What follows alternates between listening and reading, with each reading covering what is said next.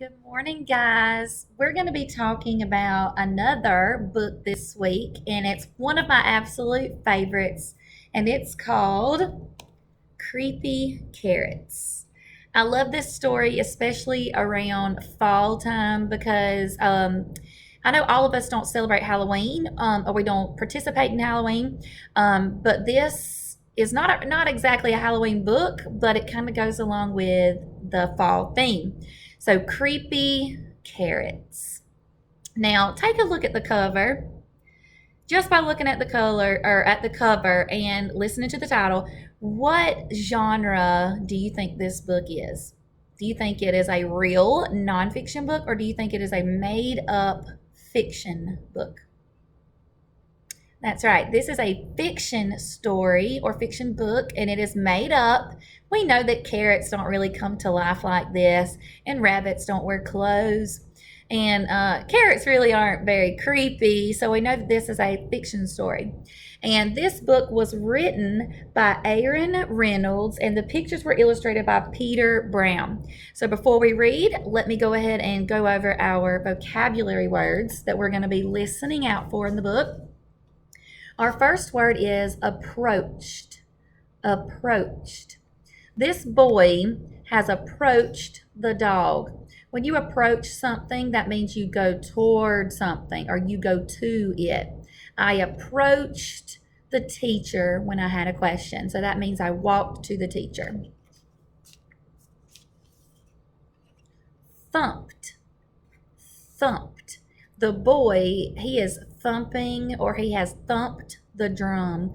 Thump, you know what thump means. Whenever we thump the side of something with our fingers, we're trying to feel or listen for something. Thumped. Or it could be a noise like this, a thumping noise. Sinister. Sinister. And if you take a look at our fox, he looks like he is up to no good. So when we say something is sinister, we mean that something is up to no good. Can't be good. Here's the word hare. Not like this hair, because it's spelled differently, but hare is another word for rabbit. So instead of saying rabbit, you could say hare. And our last word is passion. When you show passion for something or someone, it means that you care about that person or that thing very much. I have a passion for learning and a passion for teaching. So that just means that I care about teaching and I care about learning very much. And as you can see right here, these two may be mother and daughter, or they could be sisters, but they have lots of passion for each other. They love each other or care about each other very much. All right, so let's get into our book, Creepy Carrots, our fiction story. And again, our author is Aaron Reynolds, and the pictures are illustrated by Peter Brown. Oh, I'm missing one of my vocabulary words that just fell out. Ridiculous. So we left one out. Ridiculous. That means that is something so silly. Ridiculous. Like this pig with wings flying. That would be so silly. So we would call that ridiculous. Whoops. I left one out. Okay. Oh, take a look at our title page. Creepy Carrots. Jasper Rabbit had a passion for carrots. And the carrots that grew in Kraken Hopper Field were the best. Fat, crisp, and free for the taking. So he had a passion for these carrots. That means he cared about these carrots a lot.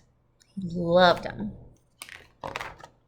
He pulled some for a morning snack on the way to school. He yanked out a few on his way to Little League practice.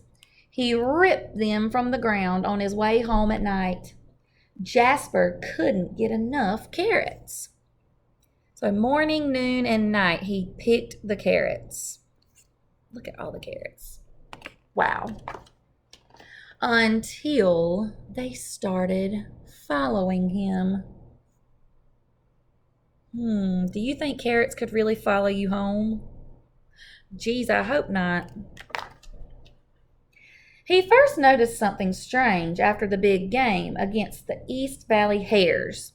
Remember, those are rabbits. Jasper was about to help himself to a victory snack when he heard it. The soft, sinister of carrots creeping.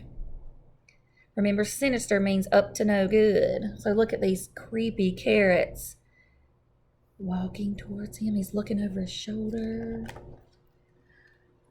He turned, but there was nothing there. Just my imagination, he thought, but he hopped a little faster. So take a look at what happened whenever he turned around really quick. The carrots stopped. That night, as he was brushing his teeth, there they were! Jasper whipped around, but nothing. He laughed at himself, picked his toothbrush off the floor, and went to bed quickly. Look, he's brushing his teeth and there's the creepy carrots. But he says, oh my gosh, it was just my imagination. The next morning, he approached Krakenhopper Field slowly. He reached for 2 wild carrots. Nothing happened. He bit into one. Nothing happened. Phew! Creepy carrots. It was ridiculous. So he's thinking, oh man, creepy carrots, that's silly. No such thing. Ridiculous. But when he arrived home that evening, Mom! Mom! Jasper screamed, creepy carrots in the shed! His mom opened the door slowly. There weren't any carrots, not even the regular kind. There are no such things as creepy carrots, Mom said, shaking her head. He's getting a little paranoid. Paranoid is what we say whenever we think something's happening, but it's really not. But I don't know. What do you guys think? Do you think there really are creepy carrots? Later that night, as Jasper lay in bed, he heard it. Breathing. Terrible, carroty breathing. And there, on his wall, creepy carrots! He shouted, Dad! Dad! His dad thumped into his bedroom and threw on the light. Look, he saw a creepy carrot shadow on the wall. And there's Dad rushing into his room. They searched under the bed. No creepy carrots. They looked through the closet. No creepy carrots. They opened the dresser drawer. No creepy carrots. Just a bad dream, son, his dad said, shaking his head. Now, go to sleep. That wasn't going to happen.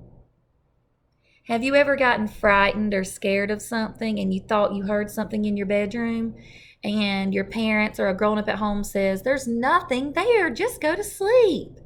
But after that, you're like, I'm not going to sleep. I heard something. Well, that's how Jasper feels. By the end of the week, Jasper was seeing creepy carrots creeping everywhere. Look, he thinks he sees them in the window, but there's just the curtains. He thinks he sees them right here in the drain on the side of the road, but it's just cans and bottles. And look, now he's in the cemetery. He thinks he sees creepy carrots. It's just flowers. But he's seeing them everywhere. Jasper knew his parents were wrong. Creepy carrots were real, and they were coming for him. But they couldn't get him if they couldn't get out. So now he's got an idea. So look, he feels like he's going cray-cray, thinking he sees these crazy carrots or creepy carrots everywhere. But he's got a plan. Jasper hatched a plan. First thing on Saturday, he grabbed supplies and headed to Krakenhopper Field. So there he is with all of the stuff that he needs. Krakenhopper Field. He's measuring. He's taping it off. He's even got a bulldozer out there, guys. Or is that an excavator? Maybe that's an excavator. Then he's got the water and he's laughing. He's got nails and a hammer and some boards. What do you think he's building? Maybe a gate or some fence posts. As the sun finally set across Krakenhopper Field, Jasper Rabbit smiled. On his way home, there was no There was no carrot-shaped shadows. His plan had worked. No creepy carrots would ever get out of that carrot patch again. So what did he build around the carrot patch? He built a fence around the carrot patch so that none of the carrots would ever come out. And look, he's standing down here and he's pretty small, so that carrot patch fence is pretty big. Oh, look, and he made a moat around it. A moat is like a little stream or a little pond, river that goes all the way around something that kind of just traps something in, and he put alligators in it to keep the carrots from getting out. But take a look. Look at the carrots looking out of the fence, or looking out of the gate. And as the sun finally set, the carrots of Krakenhopper Field cheered. Their creepy plan had worked. They were sure of it. Jasper Rabbit would never get into that carrot patch ever again. So take a look. It says their plan worked. They were being creepy and trying to scare Jasper Rabbit because he kept picking them and eating them out of the patch. So they were hoping that he would build a fence and get too scared to go back to Krakenhopper Field. So they're cheering because their plan worked. I love this story. It really tricks us all along, and I think they tricked Jasper Rabbit. So as we listen to this story, I wanted you to be thinking about the characters in the story, especially the main character, which was Jasper Rabbit, and the setting of the story. Remember, the setting is where the story takes place, where and when the story takes place, and what the problem was in the story and the solution, how the problem got solved. So I want you to be thinking about that as you fill out your story map. And if you need to listen to the story again, all you have to do is replay the story. All right, guys, I hope you really enjoyed the story.